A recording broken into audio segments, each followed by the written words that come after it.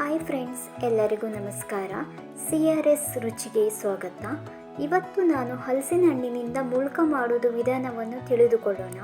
ತುಂಬ ಸುಲಭವಾದ ರೆಸಿಪಿ ಇದು. ತುಂಬಾ ರುಚಿಯಾಗಿರುತ್ತೆ. ಈ ಮುಳ್ಕ ಮಾಡುವಾಗ ಕೆಲವು ಅಂಶಗಳನ್ನು ನೆನಪಿನಲ್ಲಿ ಇಟ್ಕೊಂಡ್ರೆ ಕರೆಕ್ಟಾಗಿ ಬರ್ತದೆ. ಇಲ್ಲ ಅಂದರೆ ಎಣ್ಣೆ ಜಾಸ್ತಿ ಹೀರ್ಕೊಳ್ಳುತ್ತೆ. ಹಾಗೆಯೇ ಒಳಗಡೆ ಸರಿಯಾಗಿ ಬೆಂದಿರಲ್ಲ. ಸುಲಭವಾಗಿ ಹೇಗೆ ಮಾಡೋದಂತ ತಿಳಿದುಕೊಳ್ಳೋಣ ಬನ್ನಿ. ಮೊದಲಿಗೆ ನಾನು ಒಂದು ಪಾತ್ರೆಯಲ್ಲಿ ಅರ್ಧದಷ್ಟು ಹಲಸಿನ ಹಣ್ಣನ್ನು ಪೀಸ್ ಮಾಡಿ ತಗೊಂಡಿದ್ದೀನಿ. ನೋಡಿ, ಈ ಥರ ಒಂದು ಸೊಳ್ಳೆನ 3 ಪೀಸ್ ಮಾಡ್ಕೊಳ್ಬೇಕು. ಇವಾಗ ನಾನು ಚಿಕ್ಕ ಲೋಟದಲ್ಲಿ 3 ಲೋಟ ಅಕ್ಕಿಯನ್ನು ನೆನೆ ಹಾಕಿದ್ದೀನಿ. ಚೆನ್ನಾಗಿ ವಾಶ್ ಮಾಡಿ ಇಟ್ಕೊಂಡಿದ್ದೀನಿ.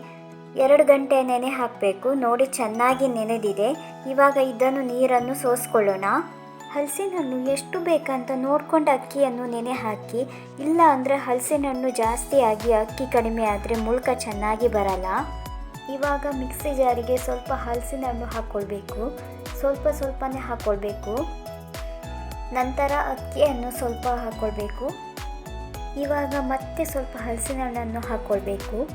ಇಷ್ಟು ಸಾಕು, ಜಾಸ್ತಿ ಹಾಕ್ಕೊಂಡ್ರೆ ರುಬ್ಲಿಕ್ಕಾಗಲ್ಲ. ರುಚಿಗೆ ತಕ್ಕಷ್ಟು ಉಪ್ಪನ್ನು ಹಾಕ್ಕೊಳ್ಬೇಕು. ಸ್ವಲ್ಪ ಬೆಲ್ಲವನ್ನು ಹಾಕ್ಕೊಳ್ತಿದ್ದೀನಿ. ಹಲಸಿನ ಹಣ್ಣು ಸ್ವೀಟ್ ಜಾಸ್ತಿ ಇಲ್ಲ, ಹಾಗಾಗಿ ಬೆಲ್ಲ ಹಾಕ್ಕೊಳ್ತಿದ್ದೀನಿ. ನೀರು ಹಾಕಬಾರ್ದು, ಹೀಗೆ ಗಟ್ಟಿಯಾಗಿ ರುಬ್ಕೊಳ್ಬೇಕು. ತೀರ ನೈಸಾಗಿ ರುಬ್ಲಿಕ್ಕೆ ಹೋಗಬೇಡಿ, ತರಿಯಾಗಿ ರುಬ್ಕೊಳ್ಳಿ. ನೋಡಿ, ಈ ಥರ ತರಿಯಾಗಿ ಇರಬೇಕು, ಸಾಕು. ಇಷ್ಟು ನೈಸಾದರೆ ಮುಳ್ಕ ಚೆನ್ನಾಗಿ ಬರಲ್ಲ. ಇವಾಗ ಇದನ್ನು ಪಾತ್ರಕ್ಕೆ ಹಾಕ್ಕೊಳ್ಳೋಣ.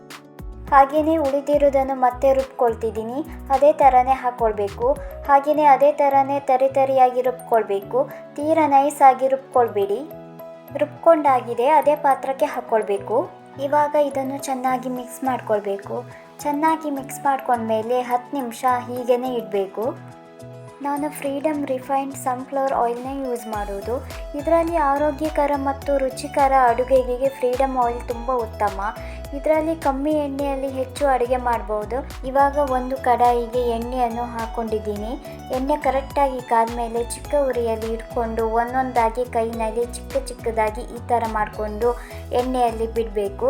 ನೋಡಿ, ಈ ಥರನೇ ಒಂದೊಂದಾಗಿ ಎಣ್ಣೆಯಲ್ಲಿ ಬಿಡಬೇಕು. ಹಿಟ್ಟು ನೀರಾಗಿರಬಾರ್ದು, ಗಟ್ಟಿಯಾಗಿರಬೇಕು. ಆವಾಗನೇ ಮುಳ್ಕ ಚೆನ್ನಾಗಿ ಬರೋದು.